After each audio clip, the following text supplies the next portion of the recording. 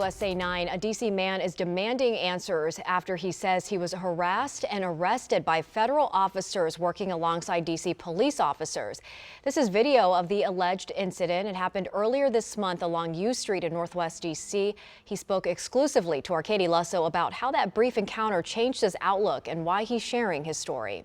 We just got off work. These are the moments Darrell Gaston says 3rd District MPD and federal officers illegally searched his car. I originally thought it was just federal officers, but then I realized that there was an MPD officer in the driver's side, which means his body-worn camera footage should have been activated.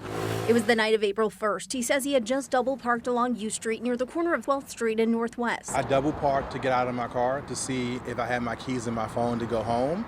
Within 5 seconds, 3D officers and the beautiful task force swarmed my car. He says they first told him his car came back stolen. I gave them my registration, I gave them my license. Then it changed from being stolen to having tents.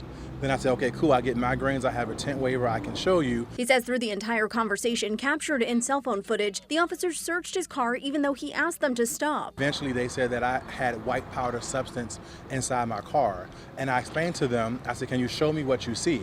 And they told me no. And they just put me in handcuffs. When he went to court, though, and they said, Mr. Gaston, your case was not prosecuted, you're free to go.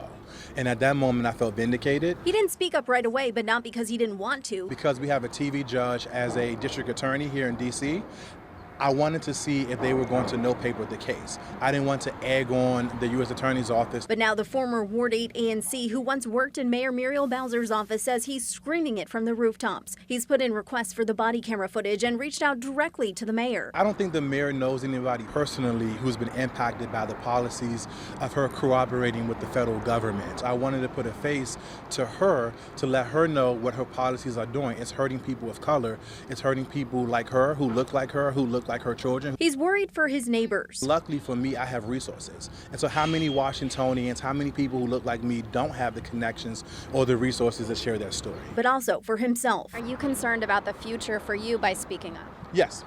I'm afraid to drive my car. I'm afraid to come outside. I'm afraid of being a black man. In Northwest D.C., Katie Lusso, WUSA 9.